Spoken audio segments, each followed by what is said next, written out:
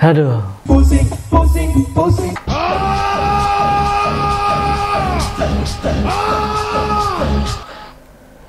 Aduh. Pusing kepala ini panas. Bojomu ayu tak silih yen krasa penak tak teruske coba tak jajar seminggu wae lucu ya krasa penak tak balekke. Kok ada pengajian seperti ini? Ya ada, nggak perlu ditanya, ya ada. Di mana adanya? Di NU. Yang diajarkan oleh Rasulullah dan saya ajarkan di Mafia Sholawat.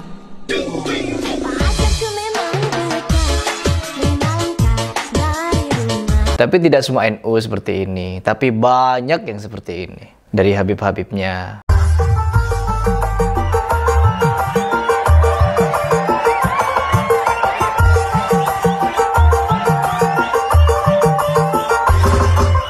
Ya, Habib yang itu, Habib anak tidak ajaib. Mereka semua ini teman-teman terganggu dengan kehadiran ulama-ulama muda, anak-anak bangsa yang berangkat dari Indonesia ke Mekah, Madinah, menuntut ilmu di sana, pulang ke Indonesia. Setelah sampai di Indonesia, ingin mengajak orang keluar, terbebas dari ajaran takhayul, bid'ah dan khurafat, terkhusus ajaran-ajaran sedemikian tadi itu yang kita lihat. Apalagi ajaran gus-gusan yang juga nyanyi-nyanyian, sama nyanyi-nyanyian seperti ini, joget-jogetan, simbol-simbol tangan.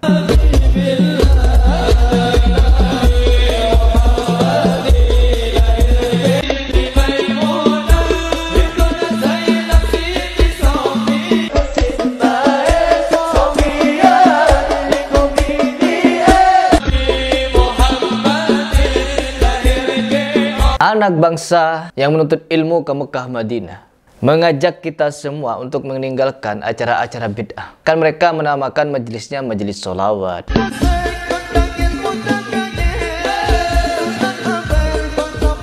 Pokoknya tema-temanya itu tentang keagamaan.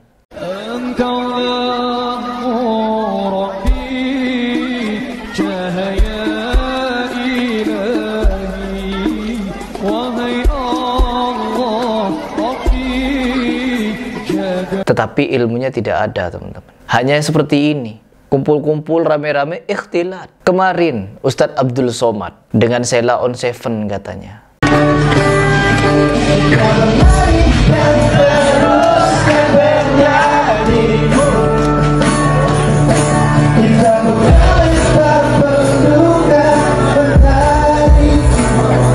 Ikhtilat teman-teman. Jemaahnya Ustadz Abdul Somad di bawah. Ikhtilat.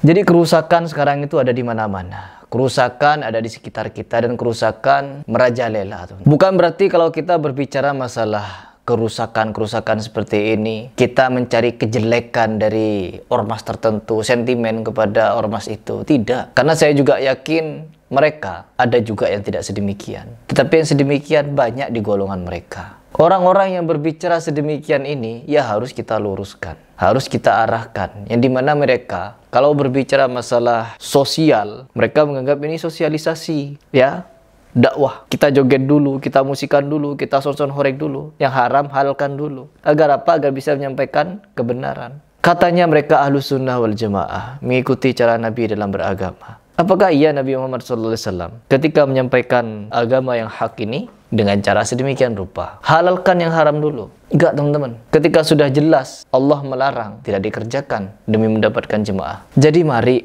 kalau kita berbicara masalah seperti ini, kan mereka ini jago sekali. Jago mereka, mentang-mentang di Indonesia ini mereka menjadi mayoritas. Lalu mereka menganggap semua hal seperti ini boleh, benar, bisa dibenarkan, bisa dihalalkan. Tetapi perlu kalian ketahui bahwa hal seperti ini adalah kerusakan, teman-teman. Dan ketika anak bangsa yang sudah puluhan tahun dia menuntut ilmu di Mekah Madinah, ingin mengajak umat kembali kepada sunnah, mengajarkan yang wajib saja, tinggalkan yang bid'ah-bid'ah seperti tadi itu. Apa yang terjadi? Kecuali Wahabi.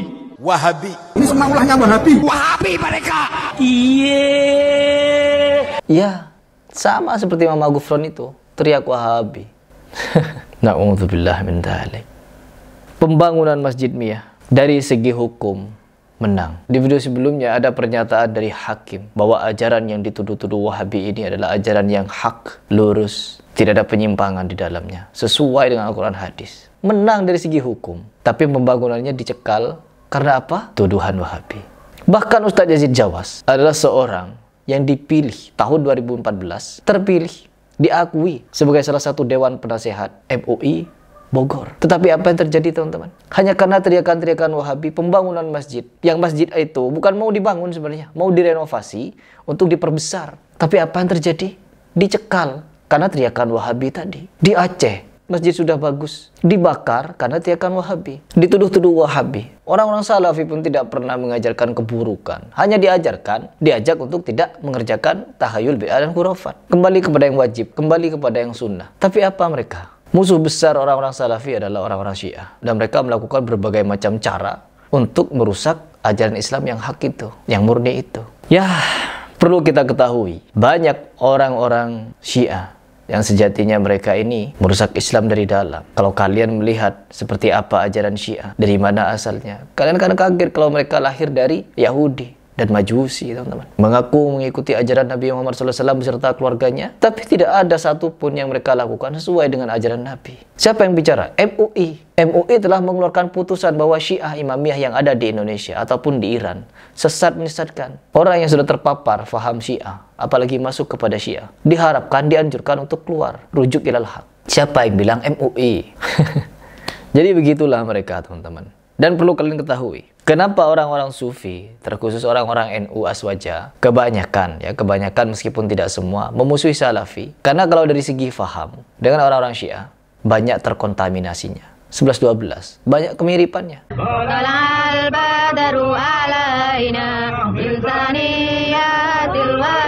Kalau kalian butuh bukti, saya akan paparkan bukti. Saya akan paparkan, dan banyak buktinya. Jadi Syiah di Indonesia sudah jelas dinyatakan terlarang, sesat menyesatkan oleh MUI. Tapi pembangunan masjidnya tak ada satupun yang dihalang-halangi. Masih banyak masjid-masjid Syiah. LDII, banyak. Ahmadiyah, ada di Indonesia, teman-teman. Tapi tidak seperti orang yang dituduh Wahabi ini. Seolah Wahabi si paling salah. Ya begitulah sekarang, teman-teman. Kalau bukan kita yang menyampaikan kebenaran, siapa lagi?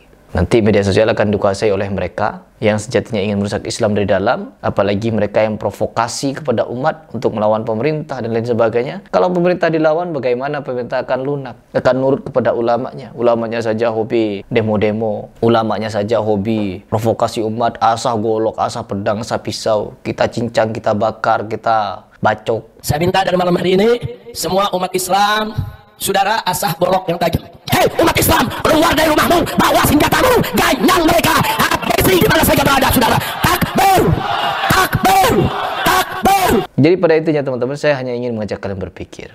Mereka yang teriak-teriak Wahabi, apakah benar ajaran mereka sampai kepada Nabi Muhammad SAW? Sedangkan kita lihat tadi di awal seperti itu.